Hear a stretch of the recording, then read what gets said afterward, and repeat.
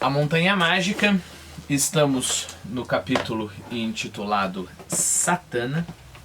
Este é o sexto ou sétimo vídeo de leitura. Então nós terminamos o vídeo anterior com uma fala do Settembrini. Eu vou voltar no começo dessa fala, ali na página 76 da Companhia das Letras. Sarcástico? O senhor quer dizer maledicente, Settembrini falando, né? Sim, sou um pouco maledicente, disse Settembrini. Lamento apenas que me tenham condenado a desperdiçar minha maledicência com assuntos tão miseráveis. Espero que o senhor não se oponha à maledicência, meu caro engenheiro. A meu ver, é a mais esplêndida arma da razão na luta contra as potências das trevas e da fealdade. Então vamos gravar essa frase, isso é muito importante.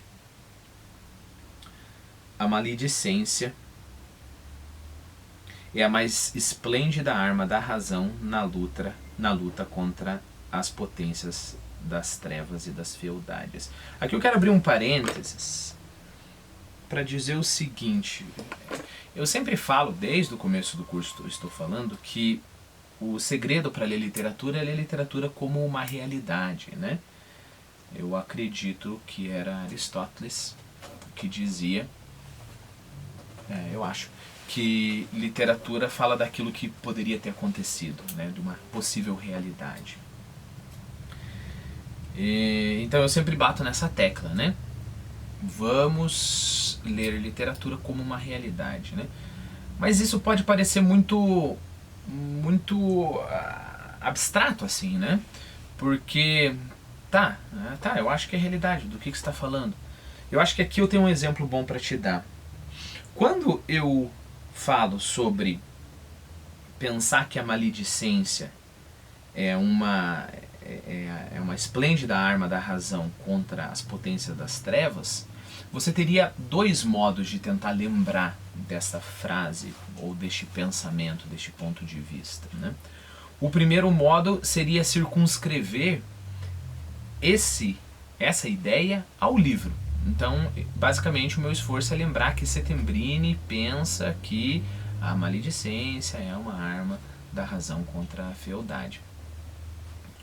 Ótimo, então eu estou entendendo o livro como uma estrutura, como um universo fechado. A segunda é pensar que é uma possível postura na realidade. Ou seja, algumas pessoas acreditam que a maledicência é uma arma contra a fealdade. A partir do momento que você, digamos assim, quebra os quatro cantos do livro, né, e você expande essa verdade para fora, aí você está falando sobre a sua vida. Aí você está falando sobre a mesma realidade na qual eu e você estamos inseridos, né? Aí você está lendo o livro de um modo certo, né? Você está vivendo com o livro. Então, fechemos o nosso parênteses aqui. Bom, a meu ver, é a mais esplêndida arma da razão na luta contra as potências das trevas e da fealdade. Então eu falo mal das pessoas, né, ou de o que quer que seja, porque elas estão efetivamente fazendo coisas erradas. E eu estou certo e a razão está comigo, né? A maledicência, Senhor, é o espírito da crítica. E a crítica representa a origem do progresso e do esclarecimento. E de súbito pôs-se a discorrer sobre Petrarca, a quem chamou de pai dos tempos modernos. Eu vou voltar para essa frase, mas primeiro vamos uma notinha sobre Petrarca, né? Então a gente está falando de Francesco Petrarca, que viveu de 1304 a 1374. Foi um intelectual, poeta e humanista italiano, famoso principalmente devido ao seu romanceiro. Aperfeiçoou o soneto, um tipo de poema composto de 14 versos, cuja invenção é atribuída a Jacopo da Lentini. Foi baseado no trabalho de Petrarca, e também de Dante e Boccaccio, que Pietro Bembo, no século XVI, criou um modelo para o italiano moderno, mais tarde adotado pela Academia della Crusca. Ou seja, é baseado em Petrarca, Boccaccio e Dante que a gente tem o italiano como agora. Lembre-se que a Itália se unificou muito tarde, né? Foi ali no meio do século XIX já, né? Então, Machado de Assis era vivo quando vivo e adulto, né? Quando a Itália se unificou. E aí é claro que você tinha esse monte de línguas interagindo ali, né? Bem diferentes, então você precisa criar um modelo para ser a língua nacional. Então foi baseado nesses 3 carinhas aqui, né? Voltando a falar sobre o Petrarca, pesquisador e filólogo, divulgador e escritor, é tido como o pai do humanismo. Mas esse grande latinista deve sua fama principalmente aos seus poemas, redigidos em língua italiana. Bom, vamos voltar ao espírito da crítica, é a origem do progresso e do esclarecimento. Muito cuidado quando você recebe uma afirmação, porque, assim, a pessoa faz uma afirmação e dá um exemplo. E no exemplo que a pessoa dá, essa afirmação é óbvia. E você aceita a aplicação dessa afirmação no exemplo e aceita essa afirmação no geral, né? O que eu estou querendo dizer com isso? Imagine um pai que oprime os filhos e fala que eles nunca podem sair, né? E bate neles e fala que lá fora o mundo é só trevas, né? A propósito, assista um filme grego chamado Dente Canino. Eu acho que inconscientemente é meio que inspirado nesse filme que eu vou falar agora, Dente Canino. Okay? O diretor é um diretor excelente, eu acho que o nome é Costa Gavras, se eu não me engano. Fechei em parênteses.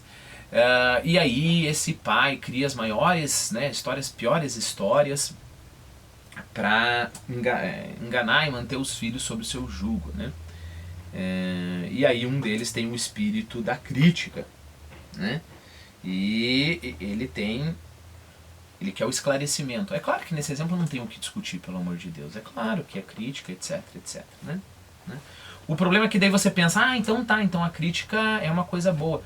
Só que você esquece que a verdade ela é construída na realidade, nos momentos, né?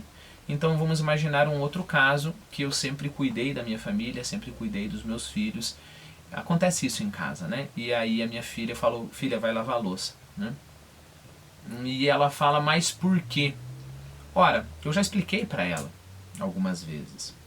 E por mais que eu não tenha explicado, em vez de eu entrar numa discussão que vai demorar 1h30 e ela vai simplesmente tentar fechar os olhos e falar, não, isso está errado, eu primeiro exerço a minha autoridade e falo, olha, primeiro de tudo, vai lavar a louça, depois se você quiser eu te explico. Porque nesse caso, por exemplo, muito da argumentação dela vem simplesmente do fato de ela não querer lavar a louça, né? Então, aí eu fiz essa experiência, e ela termina de lavar a louça, e eu falo, agora você quer que eu explique? Não precisa, pai. Né? Perceba, eu não defendo de forma alguma o espírito crítico nesse segundo caso. Por quê? Porque eu sempre me demonstrei um bom pai, etc. Quer dizer, tento ser um bom pai, e é a obrigação, sim, de um filho ajudar nas tarefas de casa, e etc. Ou seja, eu defendo, nesse caso, o porque sim, porque eu mandei, porque eu tô falando, né? Nossa, que autoritarismo. Da onde que a gente está tirando essa ideia de que autoritarismo? É porque você pegou um caso em que o espírito da crítica seria algo esperável, bom, e você expandiu para tudo. Então qualquer caso em que a pessoa fale porque eu mandei, é opressão. Percebeu? Então eu expandi esse conceito para tudo quanto é lugar. E aí, é claro, as consequências são... O meu chefe me fala alguma coisa, eu falo, não, mas por que isso? Se... Nananã, e aí eu venho com toda a crítica, né? E esqueço que é a empresa do cara, por exemplo, né? Então, muito cuidado com tudo isso, né? O espírito da crítica, você nunca pode aceitar verdades sem você antes julgá-las. Ora, meu filho, 99% das verdades você não julga. Você não pensa, você não faz uma teoria para descobrir que se isso daqui é preto ou não. É uma evidência, você está vendo. É uma experiência. Isso daqui é preto. E se você quiser me convencer, perceba, se você quiser me convencer que isso daqui é branco, primeiro você vai ter que se tornar um esquizofrênico, né? E segundo, você vai passar anos bolando uma teoria. E mais ainda, pior ainda, se eu quiser convencer você que isso daqui é preto, eu vou ter que passar anos bolando uma teoria. Então até a verdade, no nível do discurso, da crítica, demora tanto tempo que no meu exemplo a louça já teria apodrecido lá, né?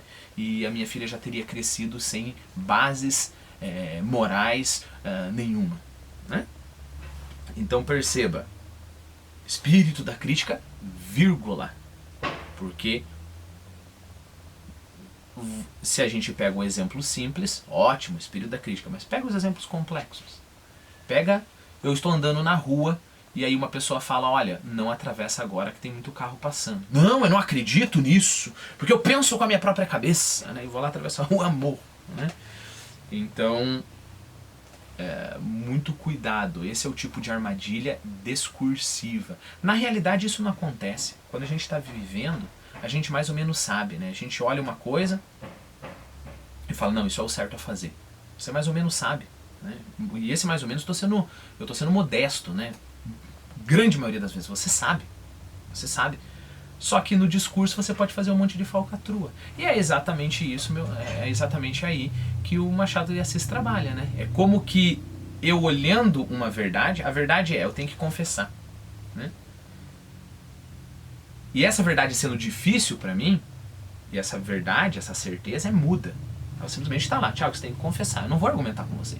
Eu trago esse problema para o meu intelecto, onde eu controlo as regrinhas, né, onde eu posso fazer um monte de falcatrua, e Machado de Assis passa a obra dele inteira fazendo isso, e aí eu vou lá e convenço-me por A mais B de que de acordo com a minha espírito crítico e o fato que eu não aceito o autoritarismo, etc, etc, etc, eu não preciso confessar. Ai, que bom. A única coisa que eu consegui fazer é amortecer a voz da minha consciência que vai estar lá dizendo, tudo bem, você achou ótimos argumentos, mas você precisa confessar, né? Então, cuidado, muito cuidado com o que está sendo dito aqui. Na verdade a gente não avançou nada na leitura, próximo vídeo a gente continua.